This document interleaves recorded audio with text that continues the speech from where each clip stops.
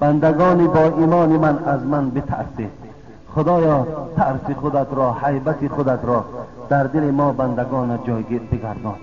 خدایا مسلمان آمدیم، از دنیا مسلمان سفر کردن را برای هر کدام ما موفق بگردان. حبیب خدا گفتن من کان آخر کلامه لا اله الا الله دخل الجنه. کسی آخران سخنش لا اله الا الله باشد جنت می رود. خدایا در حالت نزع جان این کلمه زیبای لا اله الا الله را به زبان ما جاری بگردان. خدایا ما را بنده های محبوبت قرار بده. در دل ما بندگانت محبت ذات خودت، محبت محمد، محبت قرآن، محبت چهاریار اصحابت را خدایا جایگیر بگردان. ربنا فاغفر لنا ذنوبنا وكفر عنا سيئاتنا وتوفنا مع الابرار. آمین یا رب العالمین. برادرای عزیز و گرامی، جمعه هایی که از ما و شما پسی سر می شود و هر هفته جمعه نو برای ما و شما حاصل می شود، موعظه هایی که داریم اطراف یکی از مجاهدان راه اسلام، یکی از دلسوزهای دین اسلام، یکی از پشتیبانهای حبیب خدا محمد صلی الله علیه و سلم، حضرت عمر رضی الله تعالی عنه می باشد. انشاءالله من این جمعه و جمعه آینده را هم بهر فضیلت حضرت این بزرگ خدا می بخشم و حتی از پروردگارم باوری کامل دارم که اگر 10 جمعه را اطراف حضرت من صحبت کنم، والله که من دلیل ها و حجت ها و کتاب ها در پیش دارم. لیکن به هر حالم که باشد برای شما یک چند جمعه دیگر بهر فضیلت ایشان صحبت ها می کنم تا که باز برای شما خاطر رسان می کنم که شما این دوستان خدا را شناسید تا که در پیش کدام از شما روز به روز فتنه ها و روز به روز خطرهای زیاد در اسلام ایجاد می شود و شما روبرو می شوید. من خاص از برای خدا این موعظه ها را به گوش شما می رسانم و شما را بیدار می سازم که اینها چه کسانی و چه شخصیت هایی بودند که در دوره های رسول اکرم حیات به سر بردند.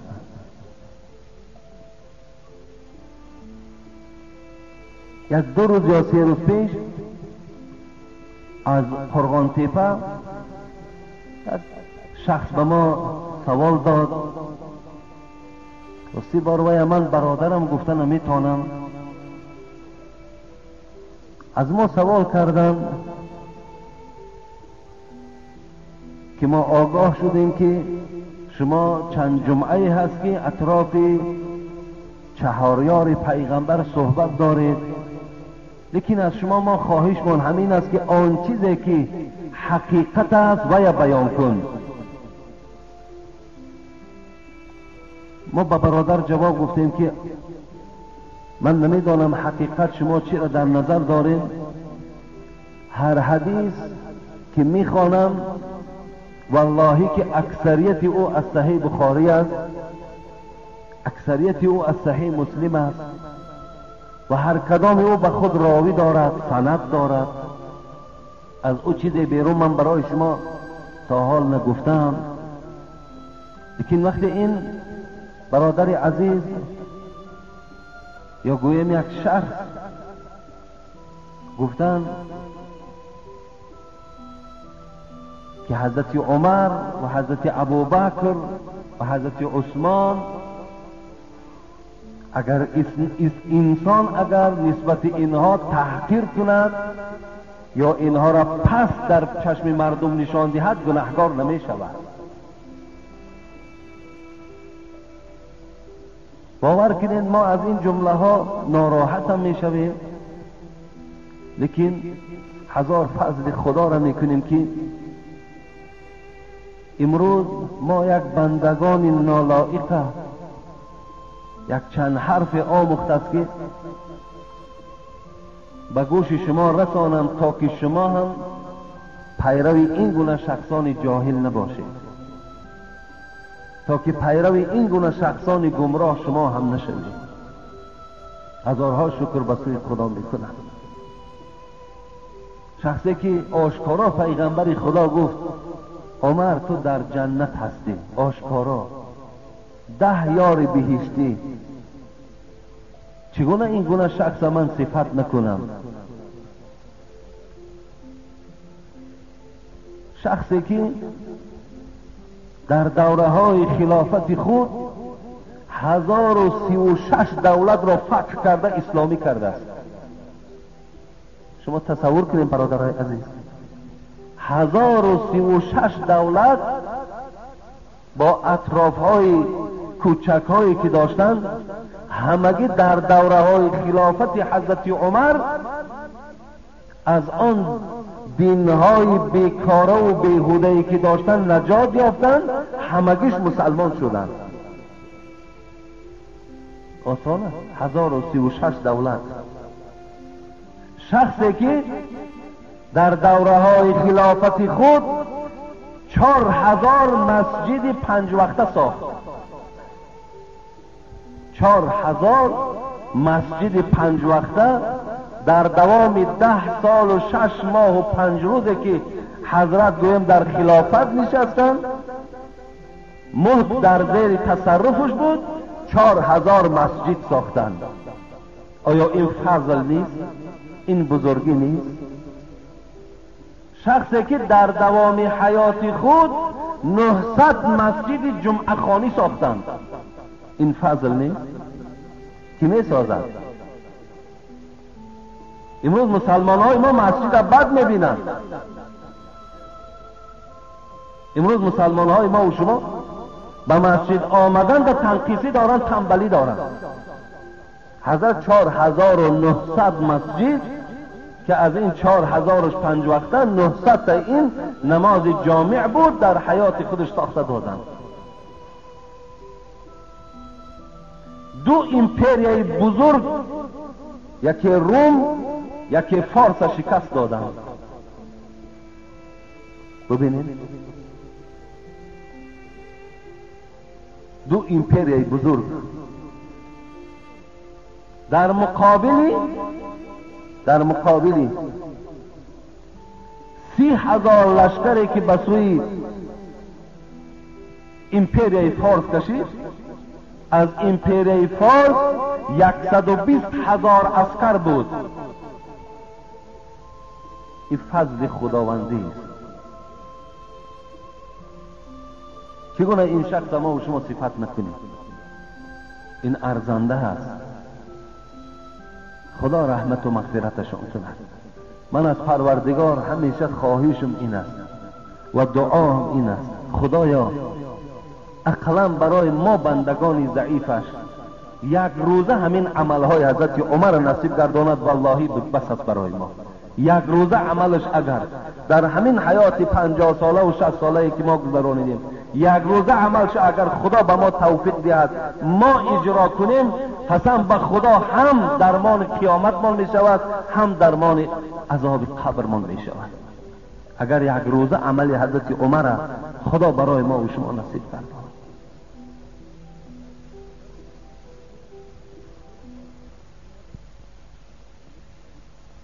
یک روز از حیاتش می گذشت، 24 ساعت سپری می شد، در دفتر می نویسان که عمر چی ها کرده است.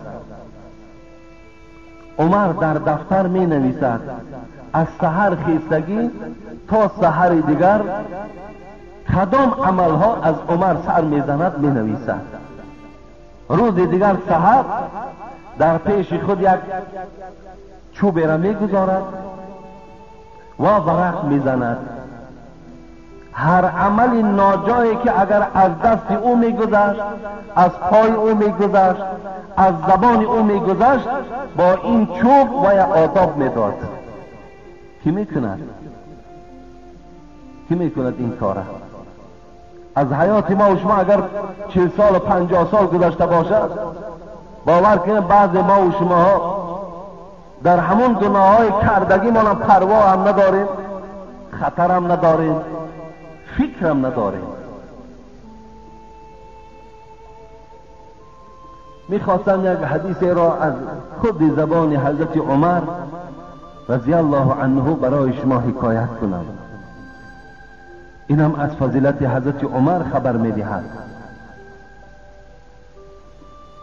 ان عمر رضی الله تعالی عنه قال: بينما نحن جلوس عند رسول الله صلى الله عليه وسلم ذات يوم. حضرت عمر میگوید یک روز از روزها در نزد پیغمبر خدا همراه چند دوست دیگری پیغمبر خدا نشسته بودیم. اذ طلع علينا رجل شدید بیاض الثياب شدید سواد الشعر لا يرى عليه اثر السفر ولا يعرفه منا احد. حضرت عمر میگوید با حبیب خدا صحبت داشتیم، ناگهان یک مرد بسیار لباسی سفید داشت در پیش ما پیدا شد. بسیار لباسش سفید بود و بسیار موی سرش سیاه بود. لا یرا علیه اثر السفر. حضرت عمر میگوید به آدم مسافر تماما مانند نبود، زیرا آدمی که اگر راه طی کرده باشد او از گرد و از چنگ و از خاک خالی نیست، لیکن وجود این آنقدر پاکیزه بود، آنقدر لباسش سفید بود که حتی یک گرد در لباس او نبود. موی سرم آنچنان سیاه بود. در کتاب لباس که در اکثر حدیث های پیغمبر خدا می آید، رسول اکرم لباس سفید دوست می داشتند و ما و شما را به پوشیدن لباس سفید بسیار تاکید کردند و این چنین گفتند که مرده هاتان هم با لباس سفید به قبر گرانید. مقصد کفن است. در دیگر حدیث پیغمبر خدا گفت لباس های سبز پوشید، زیرا که اهل جنت لباسش لباس سبز است. لباس سیاه هم سنت پیغمبر خدا هست، لیکن از کرته زرد پوشیدن پیغمبر خدا منع کردند. کرته های زرد نپوشید گفتند، زیرا این لباس اهل اسلام نیست، بلکه از غیر اهل اسلام است. حتی در یک حدیث هم یک اصحاب لباس زرد داشتن، پیش پیغمبر خدا آمدند. پیغمبر خدا گفتن از تنت بیرون کن.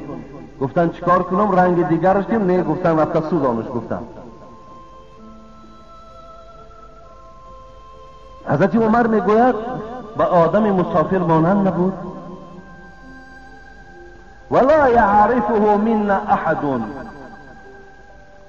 چند نفری که در پیش پیغمبر خدا نشسته بودیم، کسی از ما این مرد نمیشناخت. آدم ناشناس بود. فجلس عند النبي صلى الله عليه وسلم فأسند ركبتيه إلى ركبتيه ووضع يديه على فخذيه. میگوید این مرد آمد زانو به زانوی پیغمبر خدا چسبانیده نشست.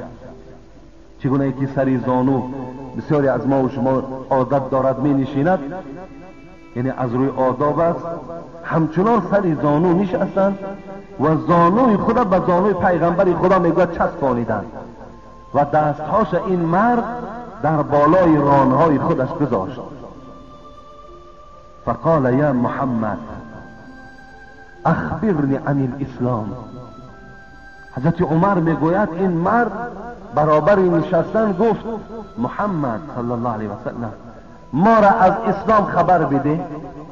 دین اسلام چیست و آدم مسلمان کیست؟ حبیب خدا جواب گفتند ان تشهد ان لا اله الا الله و ان محمدا رسول الله و تقیم الصلاة و تؤتی الزکاة و تصوم رمضان و تحج البیت من استطعت الیه سبیلا. برادرای عزیز بسیار با دقت باشیم، تنی میفهمیم دین اسلام چی بوده است و آدم مسلمان کیست. رسول اکرم صلی الله علیه و سلم هم دین اسلام اعلان کردند و هم آن کسانی که این عمل چنگ زننده باشند اونها را هم آدم مسلمان اعلان کرد. یکم گفت این که مسلمان آن شخصی هست که گواهی میدهد، شهادت میدهد که خدا یک و یگانه است و محمد صلی الله علیه و سلم بنده اوست و فرستاده اوست و پیغمبر اوست. یکم نشانه آدم مسلمان.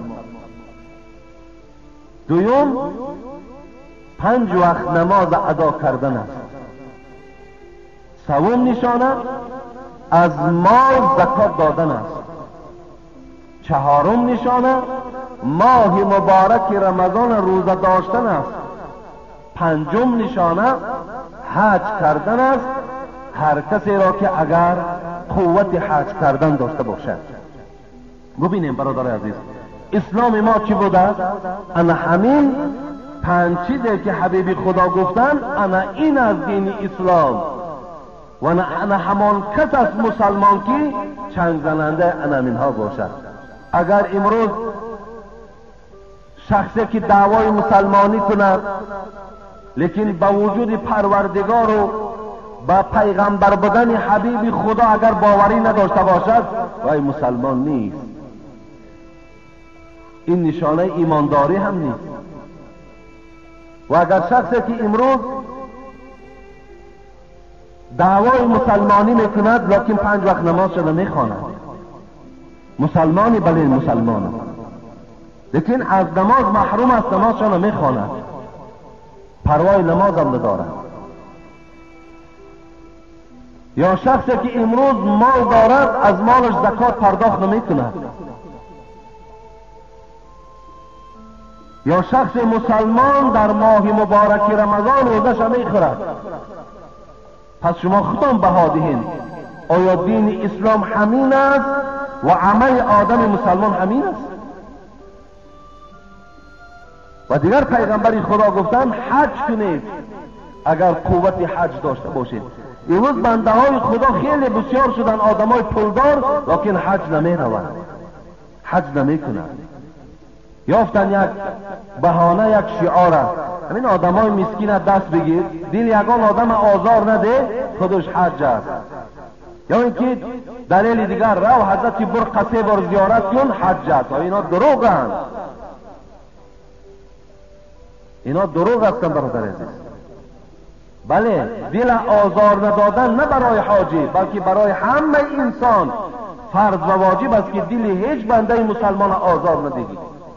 برای همه ما و شما شرط و ضرور است که دستگیر فقیر و مسکین باشیم، لیکن معنای را ندارد که من پول حج در آدمای فقیر تقسیم کنم و خدا روز قیامت به خاطر این مرا همچون عنوان حاجیان و همچون در زمره حاجیان محشور گرداند. این معنا را ندارد. من حج میکنم زیرا در گردن من فرض است و اگر خدا مرا توفیق و هدایت و غیرت داده باشد باز کمک فقیرها و مسکینها هم میکنم. یا به زیارت حضرت برق، امروز که کتابچه ها برآمدن 3 بار زیارت کن حج نرو. این اسرائیلیات است برادر عزیز، این توصیه مردم یهود است. نمیخواهد که آدم مسلمان رفته کعبت الله را زیارت کند، نمیخواهد که مسلمان ها رفته انبوه مردم در کعبت الله ببینند مسلمان ها چگونه اند، چقدر اتفاقی دارند، چقدر زاره و تولا دارند. اونا را آدم مسلمان دیدن برابر باز محبتش به اسلام و به خدا زیاد می شود. و این خاطر هر چیز خواستن نویساندن گرفتن، رو فلانی را زیارت کن حج می شود. اگر 3 بار نه 300 بار برو به خدا قسم یک حصه حج تو را خدا در نامه اعمال دمی نویسد. 3 بار چی است؟ یا دیگر خواهشات من همین است برادر عزیز، از حج که آمدیم حاجی خوب شویم، حاجی با توفیق شویم، حاجی مهربان شویم. از جمله کسانی که دروغ گویند، خیانت کنند، دزدی کنند، فریب کنند، عرق نوشی کنند، فسق و فساد کنند، از جمله این گونه حاجیان نباشید.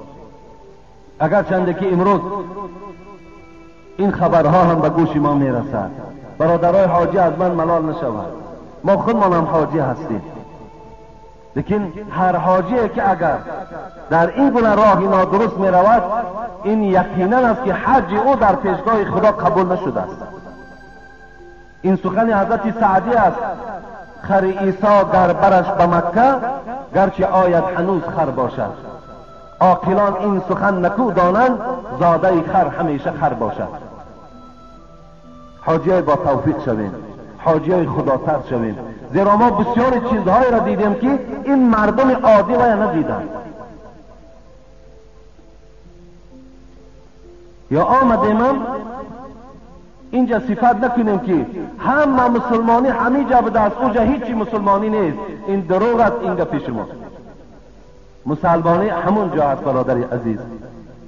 آیا دیدید در یگان کوچه یگان آدمی مست الست خواب باشد؟ دیدید؟ یعنی کوچه های خودمان با اون کوچه ها مقایسه کنیم. آیا دیدید که خانه های مسلمان ها را دزدی کنند؟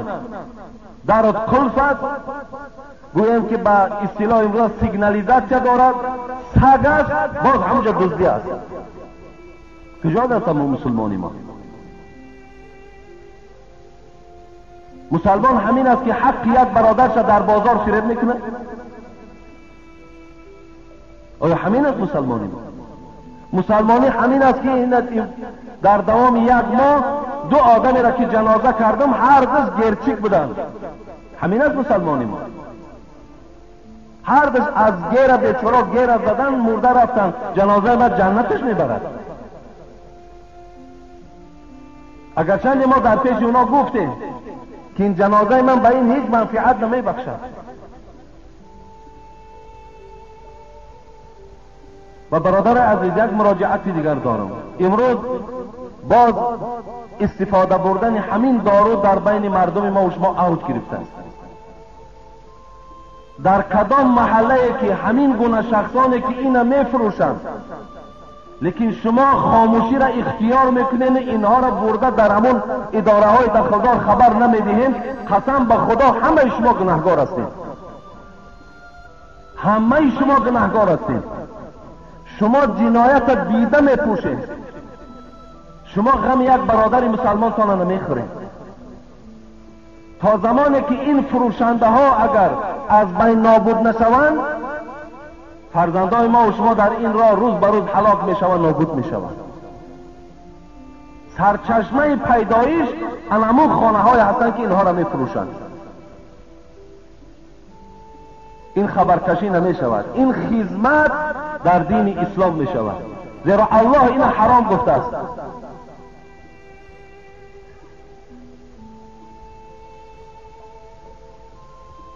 حبیب خدا بیان کردند، اسلام گفتند. این مرد چی گفت؟ صدقت، راست گفتی ای محمد. فعجبنا، حضرت عمر میگن ما در تعجب ماندیم. یسألوه و یصدقوه، خودش سوال میدهد باز خودش تصدیق میکند که راست گفتی. باز سوال داد، اخبرنی عن الایمان، ایمان چیست؟ اسلام و پیغمبر خدا بیان کردند. حضرت گفتند ان تؤمن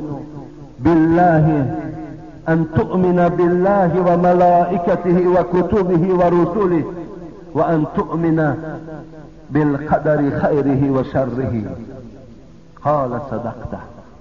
گفت ایمان این است که باوری کنی به وجود پروردگار، باوری حاصل کنی به آن کتاب‌هایی که نازل شدند. قیامت کی می‌شود؟ قال من المسئول باعلم من السائل. رسول اکرم به این مرد جواب گفتند از من در دیده تو داناتر هستی، کی قیامت می‌شود؟ من نمیدانم. گفتم اخبرنی عن اماراتها.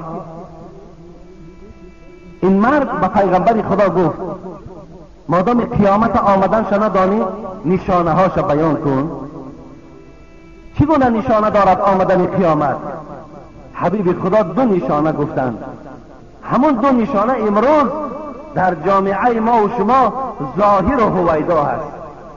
ببین 1500 سال پیش پیغمبر خدا زمانهای ما و شما و من بعده ما و شما را الله که گفتند نشانه قیامت این است: یکم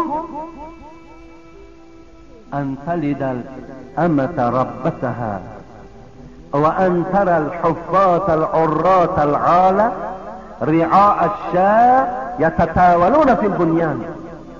دو نشانه. یکم پیغمبر خدا گفت این که مادرها خوجینهای خودشان تولد میکنند. ببینید مادر خوجین خودش تولد میکند. شارح های حدیث چی میگویند؟ شارح های حدیث اینو میگویند که دخترها بالای سر مادرها خوجین میشوند. دخترها دیگر مادرها را پسند نمیکنند. دخترها مادرها را پی کار میگیرند. این است یکم نشانه. آیا همچنان نیست؟ امروز این مسئله جامعه ما و شما را فرا گرفته است. امروز چه دخترها مادرها را زیر تحقیر و زیر عذاب و زیر گویم که سیاست قرار دادن، در برابرش فرزندان هم پدر و مادر پدر هم زیر عذاب و زیر فرماندهی قرار دادگی. این نشانه بود که پیغمبر خدا 1500 سال پیش گفتند. دادرای عزیز، من باوری دارم که در همین مسجد الحال ما و شما کسانی هستند که پدر و مادرها از اونا راضی نیستند. خود الحال حضور در همین نماز جمعه می آید، شرکت می ورزد، لیکن با پدر و مادرش قهری است یا پدر و مادر از او راضی نیست. برادرای عزیز و گرامی، به خدا قسم در دین اسلام آنقدر برنامه های زیاد برای احترام پدر و مادر وجود دارد. پدر و مادراتان احترام کنید، به قدر پدر و مادرهاتان رسید. وقتی که حضرت موسی علیه السلام بالای کوه طور برآمد، ببین برای چی برآمد؟ حضرت موسی را معجزش همین بود که با پروردگارش راز میگفت، سخن میگفت. این بزرگی حضرت موسی بود.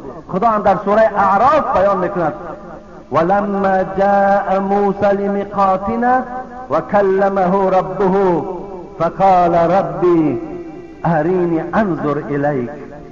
حضرت موسی وقتی بالای کوه طور برآمد همراه 70 نفر بود. همگیش سخن خدا را شنیدند، همگیش گفتگوی حضرت موسی را با پروردگار شنیدند. وقتی حضرت موسی میگوید با پروردگار که سخنرانی کرد، بسیار اشتیاقش آمد، بسیار ذوقش آمد و چی گفت؟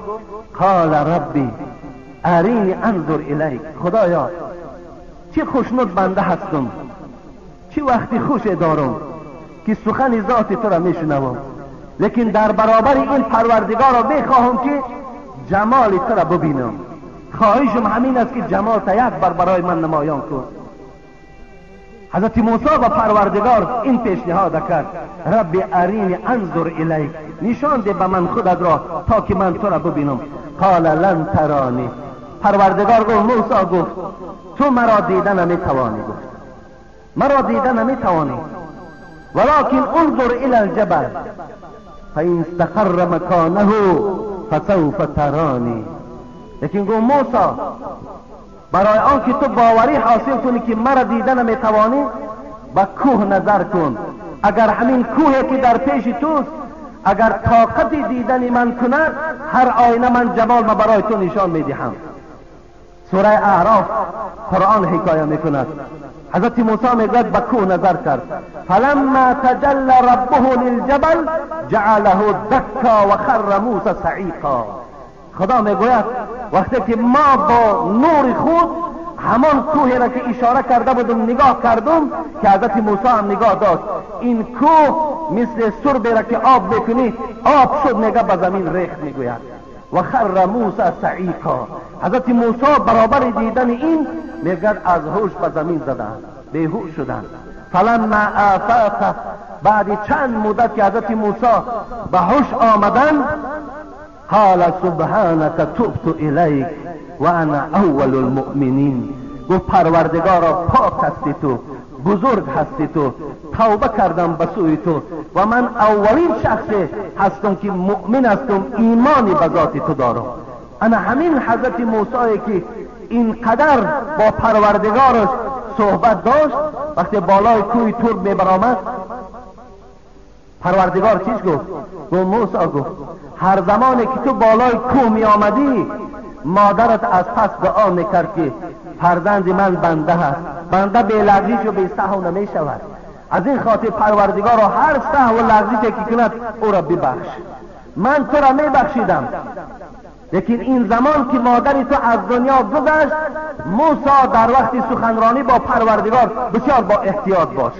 وقتی مادرش گذشت، پروردگار دیگر بر موسی هشدار داد که وقتی سخن میگویی دیگر تو دعا کننده از پست نداری. از این خاطر بسیار هوشیاری را از دست ندی و کاری که با پروردگار بسیار معامله خوب کن. ببین اینم از بزرگی پدر و مادر خبر میدهد. حتی رسول اکرم رغم انفو 3 بار گفتن خاکالود باد بینی شما، خاکالود باد بینی شما، خاکالود باد بینی شما. گفتن این برای کی ای حبیب خدا؟ من ادرک ابویه عند الكبر او کلیهما ثم لم يدخل الجنه، رواه مسلم. این در صحیح مسلم است. پیغمبر خدا گفت کسی که پدر و مادر در حال حیاتی دریاب میکند یا یکی از اینها را در حال حیاتیش دریاب میکند و جنت نمی رود، برای این گونه فرزند مردن بهتر است، زیرا جنتی تیار در پیش اونها بود. ببین جنتی تیار در پیش شما هست. اینها وجود پدر و مادر هستند، حضور پدر و مادر هستند. جوانای عزیز، با قدر پدر و مادرهاتان رسین، انشاءالله پیشگاه پروردگار در شما اجر میگیرین. حبیب خدا یکم نشانه قیامت گفتن این است که پدر و مادرها مورد عذاب و شکنجه فرزندها قرار میگیرند. خدا رحمت کند. حضرت حافظ وقتی که کلیات خوندیم، حضرت میدانه شاید ولی من اینجا باوری دارم بعضی طلبه ها نمیدانند حافظ کی تولد شده است. خیلی بی سوادن جوانای ما و شما امروز میلی به خواندن بسیارش ندارند، لیکن همیشه من تاکید کردم برای شما برادرای عزیز و گرامی، ما خودمان در مکتب بهای 3 نداشتیم، ما به 4 و به 5 خواندگی هستیم. شما را هم خواهشمان همین است که با سواد شوین، با علم شوین. من باوری دارم اگر همیشه کدام مکتب بچه را الحال من پرسم وای تولد حضرت حافظ نمیداند. حضرت حافظ 1320 میلادی به دنیا آمدند، 1389 از دنیا گذشتند. همگی گویند یگان 69 سال یکم 70 حیات دیدند. ببینید 700 سال پیش حضرت حافظ در زیر همین پیشنهاد پیغمبر خدا چی برای این فرزندهایی که پدر و مادرها را حرمت نمیکنند چی گفت؟ این چی شور است در این دور قمر میبینم، این چی شور است در این دور قمر میبینم، همه آفاق پر از فتنه و شر میبینم. ببینید هیچ شوقت نه برادر به برادر دارد، هیچ مهر نه پدر را به پسر میبینم. 700 سال پیش میگوید، زمانی شده است میگوید، اینقدر بدبختی میگوید، اینقدر گویم که ناحقی ما را احاطه کرده است. حتی برادری که با برادر در زیر یک کورپه کلان شدن امروز با یکدیگر دشمن هستند، با یکدیگر قهر و ملال هستند. هیچ شوقت نه برادر به برادر دارد، هیچ مهر نه پدر را به پسر میبینم. حتی نمیبینم که پدرها، بعض پدرها حتی مهری به فرزند ندارند. بعض فرزندها با ما شکایت میکنند که از روزی که مادر ما گذشت پدر ما زن دادیم دیگر در اون خانه برای ما جای نشد. مقصد زن برای خود اختیار کرد، فرزندان همه را جواب داد که روین در زندگی ما چقدر نشوین. هر جایی که میروی رفتن گیره، تو با آداب میشوی، بی آداب میشوی، تو عرق نوش میشوی، زیناکار میشوی، کارم به تو نیست. رو زندگی ما در خلل نتی. آیا همین گونه پدر بی رحم نیست؟ تو فردای قیامت از زنتم پرسیده شوی، از این فرزنداتم پرسیده میشوی که این فرزندان را تو در کدام راه تربیت کردی. اون روز برنامه را در تلویزیون دیدی، بسیار یک چیزی ناخوب از شهر نیست، ما به زبان من نمیارم باور کنید که مثال همون موی سفید با کی علاقه جنسی کرده است. بسیار بدبختی بود.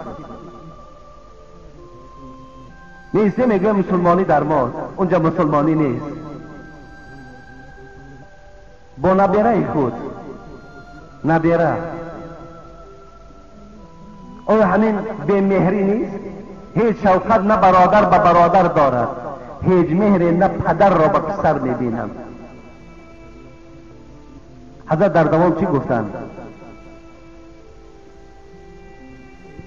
ابلهان را همه شربت ز گلاب و قند هست، قوت دانا همه از خون جگر میبینم. ابلهان را همه شربت ز گلاب و قند هست، قوت دانا همه از خون جگر میبینم. ببین آدم ابله به تمام شرایط رسیده است، لیکن آدم باسواد و با عقل در پسترین طبقات زندگی دارد. بهترین شرایط برای آدم با معرفت و باسواد است و محروم است، لیکن آدم ابله به همه چیز رسیده است. ابلهان را همه شربت ز گلاب و قند هست، قوت دانا همه از خون جگر میبینم. مردمان روز بهی می طلبند از ایام، مشکل این است که هر روز بهتر میبینم. مردم هر روز با امیدن که فردا خوب میشود، فردا خوب میشود، لیکن من برای شما میگویم که تاراف هر روز بد شده ایستاده است، بد شده ایستاده است. در دوام گفتن اسب تازی شده مجروح به زیر پالان، طوق زرین همه در گردن خر میبینم. این سخن حضرت حافظ است برادر عزیز و گرامی. این حضرت در دنیا نام دارد. اسب تازی شده مجروح به زیر پالان، طوق زرین همه در گردن خر میبینم. طوق زرین زیر اسب داشت، لیکن در اسب جیل خر پرتافتن و جیل اسب در خر پرتافتن. ببینین هر آدم به خودش جای دارد، باید در جای خودش باید چکار کند؟ مسئولیت اجرا کند، باید در جای خودش باید آباد کند، لیکن در جای خودش نیست. فقط زمانه چکار کرده است؟ زمانه ای شده است که الله که گفتی حضرت عبدالقادر بیدیل خدا رحمتش کند، بابای مولا شریف خدا رحمت و مغفرت کند، در پیش حضرت ما چند صحیفه های حضرت بیدیل هم خوانده بودیم. در اونجا در کتابش آورده بود که زمانه کجرویشان را ببر کشد بیدیل، هر آن که راست بود خار چشم افلاک است.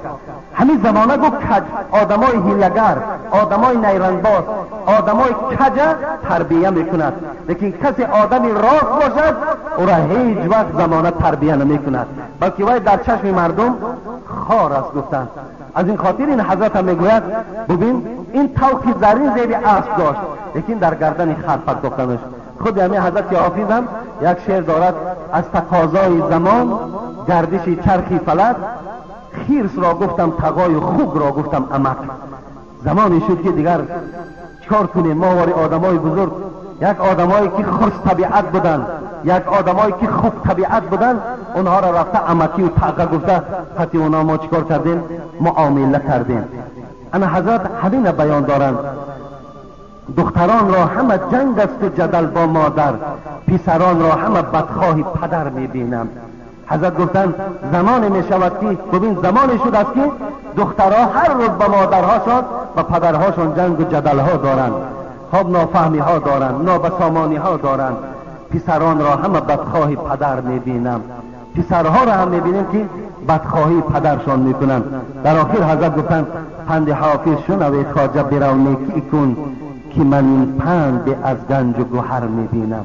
اگر پند مرا گوش اندازی بچم گفت، آن چیزی که گفتم برای عبرت گفتم، یکی نکند که شما ملال شوید گفتم، یکی نکند که شما دلتان غم فرا گیرد، بلکه هر چی گفتم برای تعلیم زندگیتان گفتم، هر چی گفتم در زیرش سند دارد، در زیرش دلیل ها دارد.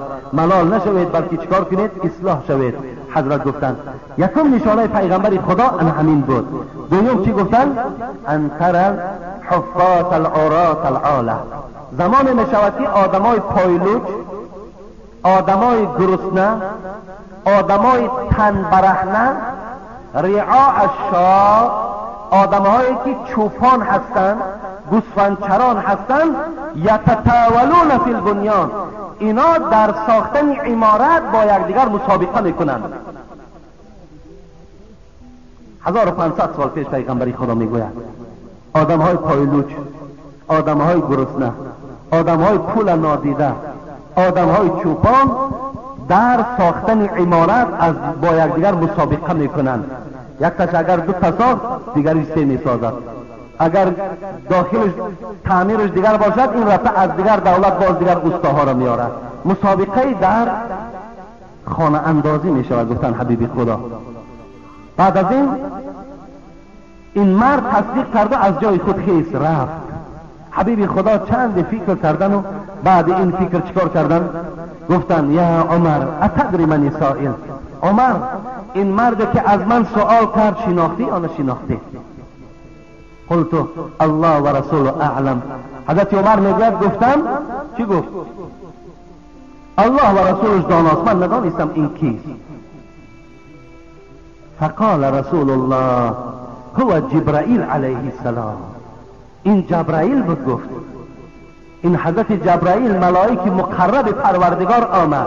اتاکم یعلموکم من امر دینکم، رواه مسلم. این گفت آمد به خاطر اینجا با ما صحبت داشت تا که شما را به دینتان شناس کند، تا که شما را از اسلام و ایمانداریتان آگاه کند که اسلام چیز، ایمان چیز، احسان چیز، قیامت چیز. این جبرائیل بود. ببین حضرت عمر رضی الله عنه با زمانی که رسول اکرم همیشه با او هم صحبت داشت، جبرائیل هم در حال حیات دیدگی بودند. دیدن جبرائیل هم این فضیلت حضرت عمر رضی الله عنه را نشان میدهد. حضرت ببینین برادرای عزیز، مشرق و مغرب در زیر تصرف حضرت عمر بود. ما اگر امروز برادرای عزیز، من فقط خود منم مثال بیارم زیرا که امروز منم از حال جامعه آگاه هستم. اگر ما و شما خدای نکرده 4 تومن صاحب باشیم یا یک کمتر احوال بهبودی در ما و شما رسیم، باور کن آنچنان کبر ما و شما را فرا میگیرد که دیگر به مردم خدا باور کنیم سلام نمیکنیم، حتی سلام نمیکنیم. حالا که رسول اکرم، ببین سخنان حضرت رسول اکرم هم برای شما میگویم و حضرت عمر سرچشمه تواضع و خاکساریش از سخنان رسول اکرم بود. ان الله اوحى الی، رسول اکرم گفتن که خداوند بر من وحی کرد، بر من سفارش داد چیکار کن؟ ان تواضعوا، ان تواضعوا. ببین بر من سفارش داد این که ای رسول اکرم، ای حبیب خدا، همیشه با مردم با تواضع باش، خاکسار باش. حتی لا یفخر احد علی احد ولا یبغی احد علی احد، رواه مسلم. بین حبیب خدا را چی گفت پروردگارش؟ تواضع کن حتی فخر نکند یکی از شما بالای دیگری شما، سرکشی نکند یکی از شما بالای یکی از شما. سفارش خدا با پیغمبر بود. حضرت انس میگوید وقتی که با کوچه میگذشت با کودک‌ها سلام میداد. کودک‌ها دا وقتی پرسیدن این عمل برای چه انجام میدهی؟ حضرت چی گفتن؟ کان النبی یفعلوه، بود که پیغمبری خدا را میدیدم که با کودک‌ها اینچنین معامله میکرد، کودک‌ها را سلام میداد، با کودک‌ها تواضع داشت. پیغمبر خدا گفتند کسی اگر تواضع از برای خدا میکند الله شرف او را بلند میگرداند. حضرت عمر با این تواضع خود که دنیا گویم اکثریتش در زیر تصرف بود، به خدا قسم آنچنان تواضع داشت که عقل بشریت وی نمیگیرد. اگر من از حکایه های این مرد حکمران، این مرد پادشاه، این مردی که گویم این قدر سیاستی بلند داشت، تواضع های او را برای شما بیان کنم، شاید که شما این چیز افسانه شوانه، شاید که شما، زیرا که شما انسان های در روبرو شدین که صاحب منصب و صاحب پول شدن، دیگر مردم خدا را که پسند خاطر نکردن فکر میکنه که وای هم همچنان بود. نه، وای از این خالی بود. طلحه میگوید یک شب نگاه کردم که حضرت عمر پنهانی پنهانی یک خانه در آمدن، یک خانه در آمدن، از این خانه بر آمدن خانه دیگر در آمدن. سحر شد، طلحه میگوید برای تفتیش آمدم. راستی بار طلحه میگوید من گمانی بد کردم که حضرت عمر در این شب تاریک کسی را خبر نداده پنهان پنهان برای چی این خانه در آمد و خانه دیگر در آمد. گمانی ناخوب بود. طلحه میگوید لیکن وقتی روز شد آمدم میگوید این خانه را نظارت میکنم، یک زن بالای کرپچه خواب هست. در حال میگوید از این زن پرسان کردم ای خواهر عزیز، این مرد که این شب آمده بود به خانه تو بهر چی آمد؟ آن زن حتی نمیدانست که این عمر از خانه او می آید. کار ببینین، کار خالص از برای خدا را کردنش ببینین. هر کاری که میکرد به مردم تماما خبر نمیداد. بعد گفت برای چی میپرسی؟ نگو برای من در کار است. گفت من یک زنی پیران سالی هستم. گفت بچم چشم هم نمیبیند و این چنین قوت پرتافتن این اخلاق خود در کوچه ندارم. این مرد خدا برکات دهد کسی باشد می آید خانه مرا جاروب می زند و این اخلاق مرا بیرون می پرتاید و از خانه من هر شب بیرون می شود. عقلی کی؟ باور کنید آیا عقل بشر همین میگیره؟ یک آدمی که اینقدر تصرف بلند، اینقدر گویم که جهان در زیر نگین این حضرت بود، بازم این خانه یک کمپیر که نابیناد رفته جاروب میزند اخلاق او را در بیرون میپرتاید. عقل کی میگیرد؟ عقل هیچ کس نمیگیرد. یا حضرت حکایه های دیگرش خیلی گوییم که انسان در رغبت میارد، انسان گویم باور که بیدار بشه، انسان اصلش خبر میدهد که باید که ما با تواضع باشیم، باید خاکسار باشیم، هر چی باشیم نباشیم باید خاکسار باشیم. وقتی که حضرت به ملک شام میرفتن یزید ابن ثابت میگوید به خدا قسم لباسی که او پوشیده بود و به ملک شام میرفت که در اونجا تمام عالم های ملک شام که میری آن شهر ابو عبیده ابن جراح بود انتظار این در برآمده بودند. چون از یک پادشاه وقتی که می آید تمام حکومتدارا استقبال او را می برآیند. ابو عبیده ابن جراح همراه تمام یهود و نصرانی و دانشمندها پیشواز حضرت عمر در برآمده بودند. حضرت زید ابن ثابت میگوید لباس هایی که در تن حضرت عمر بود به خدا قسم به چشم خودم دیدم در یک کرته که پوشیده بود در سر هر دو شانش 4 پارگی از پوست داشت و در ازاری که پوشیده بود 12 پارگی داشت. با این لباس ملک شام سفر میکند و در شام به مردم صحبت دارد. وقتی که به شام نزدیک می شود در راه با غلام، یک غلام داشت، یک نگاه بین میکردگی آدم داشت خطی خود، اسلم نام داشت. با او چیکار کردن؟ با او شرطنامه بستند 1 کیلومتر من سوار میشوم، 1 کیلومتر تو سوار میشوی. همچنان تا ملک شام رسیدند نوبت غلام آمد. دویده آمدن نماینده های ابن جراح. حضرت بالای اشتر خودت سوار شو، غلام از پایان کن، تمام نماینده ها در استقبال تو هستند. حضرت عمر گفتند من از این گفتگوزار مردم گفتم باکی ندارم، قسم به خدا آن عزتی که به عمر رسیده است از اسلام رسیده است، نه از لباس عمر رسیده است. با این گونه لباس و با این گونه سوار شدن غلام داخل شهر شام شدند. اینا کی کرده میتواند؟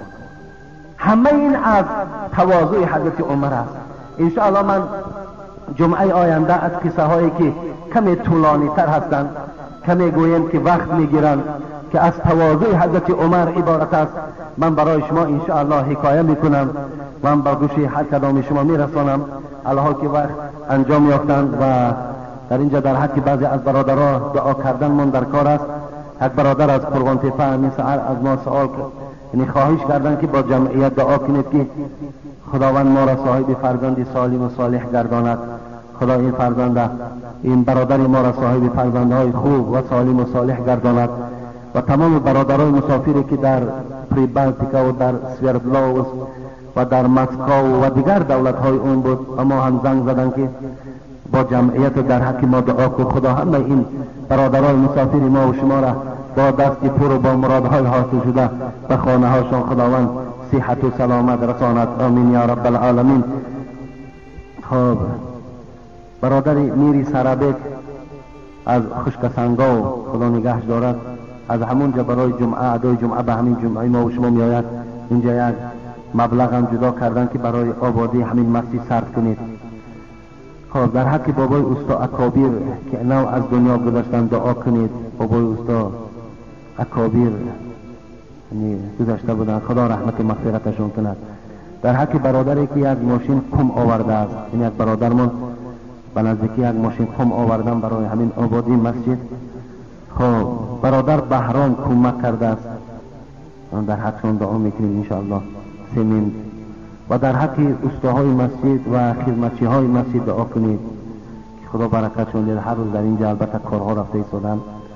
خب برادر محمد علی 2 دانه ستون مسجد را دادند برای داخل شدن در این مسجد 2 ستون روان کردند.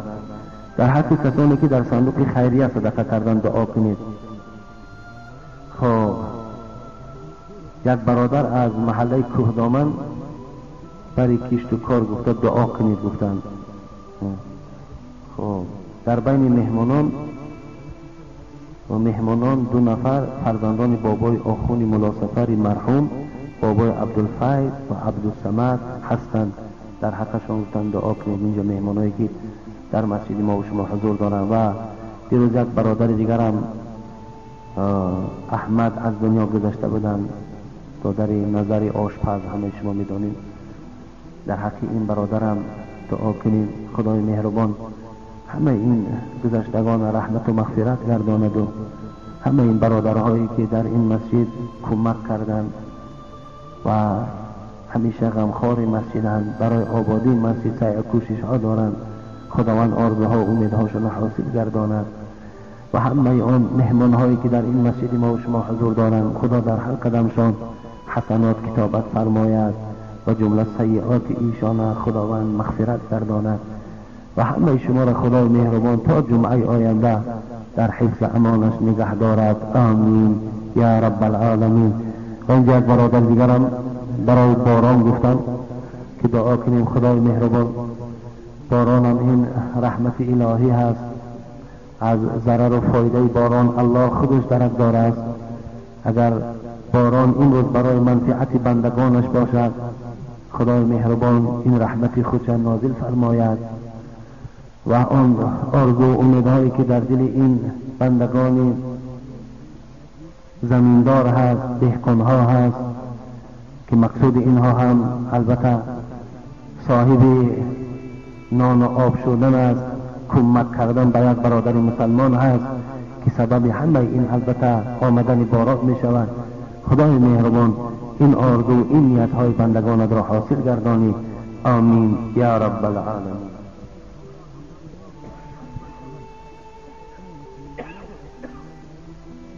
برادرای عزیز مسئله مسجد فراموش نکنید و هر جمعه من تاکید میکنم به خاطر هست که اکن کاری کنیم که تا همین نماز عید قربان بالاش پشانده کنیم.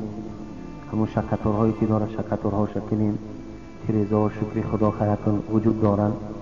برای همین یکانه دستگیری هر کدام شما در کار است و اگر چیزایی که شما میتوانید البته همچنان کمکاتان دریغ ندانید شما را خداوند انشاءالله پاداش و ثواب میدهد. اکثرا خدا همه اون برادرایی که در صندوق خیریه خیر میکنند که خیلی گوییم کمبودی های ما را همین صندوق خیریه البته اجرا میکند. خدا همه شما را در حفظ امان نگه دارد. کم هم که باشد این ذره ذره وقتی جمع می شود چقدر کارهای خیر انشاءالله اینجا انجام می یابد. خدا همه شما را در حفظ امانش نگه دارد.